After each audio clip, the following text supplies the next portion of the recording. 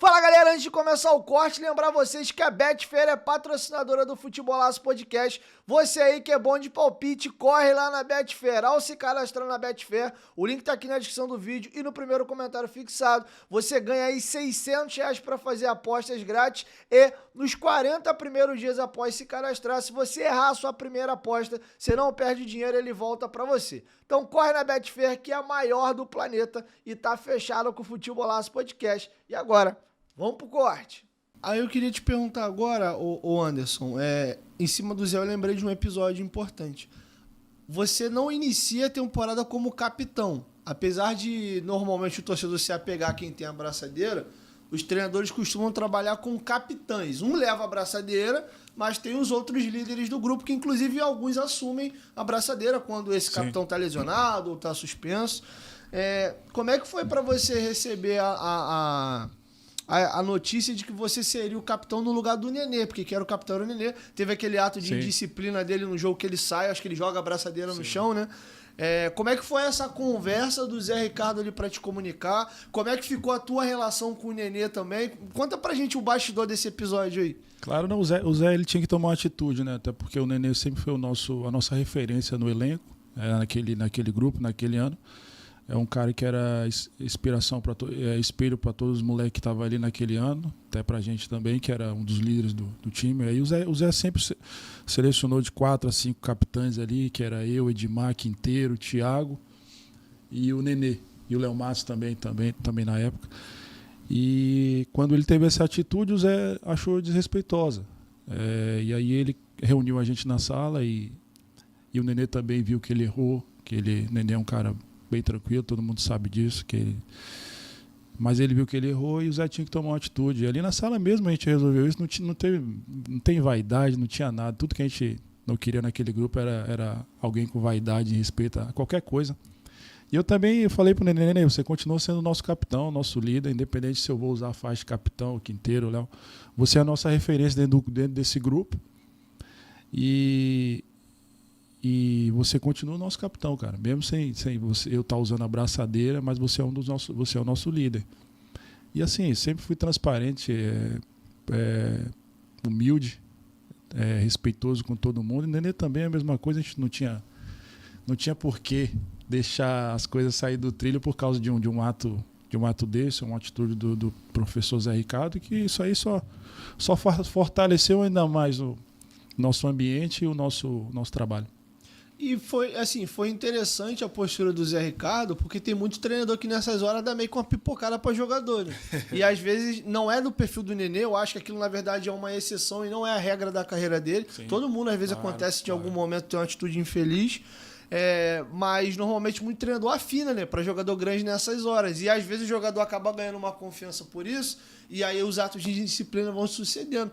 E mesmo o Nenê sendo quem ele é, inclusive o próprio Vasco trata ele como um dos ídolos da história do Vasco, eu como torcedor também, nem assim, tá bom, passou a semana do castigo, 1 mês, 2, toma uma braçadeira. Não, ele ficou o ano inteiro sem a braçadeira e em momento algum a gente viu o Nenê de cara virada, de bico com isso. Queria que você até aproveitasse, a gente abrir um espaço aqui para você falar da experiência de trabalhar com o Nenê. Quem é o Nenê, como é que é ele no dia a dia.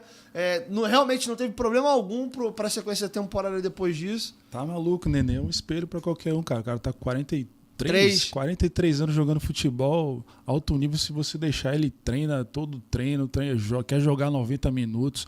É um dos caras mais competitivos que eu já trabalhei. O cara quer ganhar até no Paro Ímpar. E o vovô cara, ele chegava com alto astral no clube, sempre sorrindo, ajudando a molecada, dando dura quando tinha que dar, independente de quem era.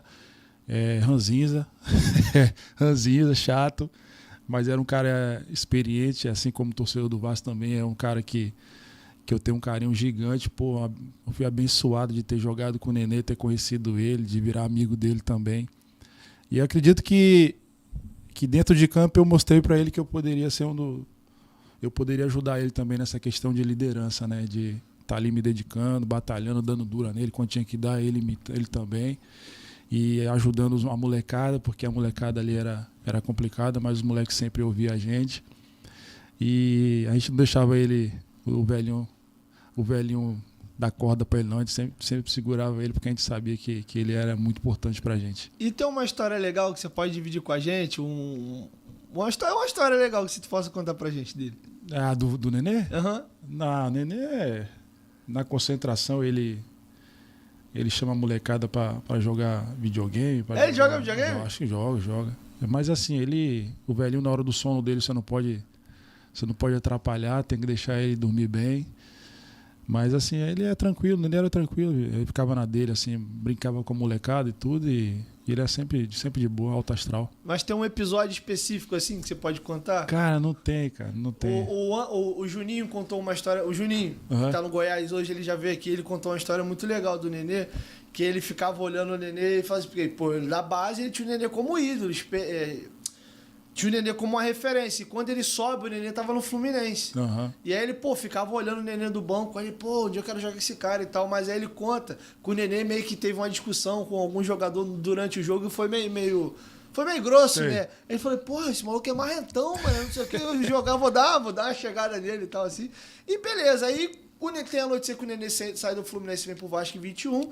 E ele tá no profissional, né? Ele falou que teve um jogo de base, eu acho, ele foi ver lá, saiu do lugar, cumprimentou ele e falou, caraca, mano, o cara é o Nenê, eu sou ninguém, ele veio aqui me cumprimentar e tal. Aí ele falou que ele já mudou a visão dele um pouquinho. E aí, quando o Juninho tem aquela de desce pro sub-20 e volta ao profissional, aí ele fala que o Nenê um dia atravessa o campo, e aí, parabéns, tô te vendo um profissional aqui agora e tal. Aí ele falou, não sou de falar isso pra ninguém não, mas, sou teu fã, mano, e tal. E ele falou que o Nenê quebrou ele, porque ele tinha formado primeiro uma visão do Nenê no jogo do Fluminense, de achar ele um cara, às vezes, meio arrogante por uma discussão de campo, mas depois, convivendo, ele viu que o Nenê era uma pessoa, assim, completamente diferente. E essa humildade dele fazer questão de fazer com que todo mundo se sentisse bem. Então, o que eu observava bastante no Nenê era a questão dele ser essa pessoa humilde aí do coração bom, sabe? Em termos de, se tinha 5 mil pessoas esperando a gente no hotel, ele ia tirar foto com 5 mil pessoas. Se tivesse 200 crianças para ele autografar a camisa, ele autografava a camisa de 200 crianças. Aí depois ele chegava, caramba, cansei. aí a gente brincava até com ele, vovô, você tem que ir na frente. Tipo assim, a gente chegava no aeroporto, aí já deixava o Nenê. Abriu o clarão pra aí, você. Tipo, ele ficava autografando 100 camisas, a gente ia lá, autografava 2, 3, e ele ficava. Aí falou, não, Nenê, você tem que ir na frente, porque a galera quer tirar foto com você, porque você é o ídolo. Aí deixava ele lá. Aí ele, caramba, vocês são foda, me deixaram aqui. Mas ele era, tá doido, ele gostava muito disso, cara, de dar esse carinho, esse amor à torcida do Vasco, porque os caras amam muito ele, sabe, tem ele como ídolo, e isso aí me chamava a atenção nele, dele parar, tirar foto, dar autógrafo, conversar com as pessoas, isso aí eu observava bastante nele.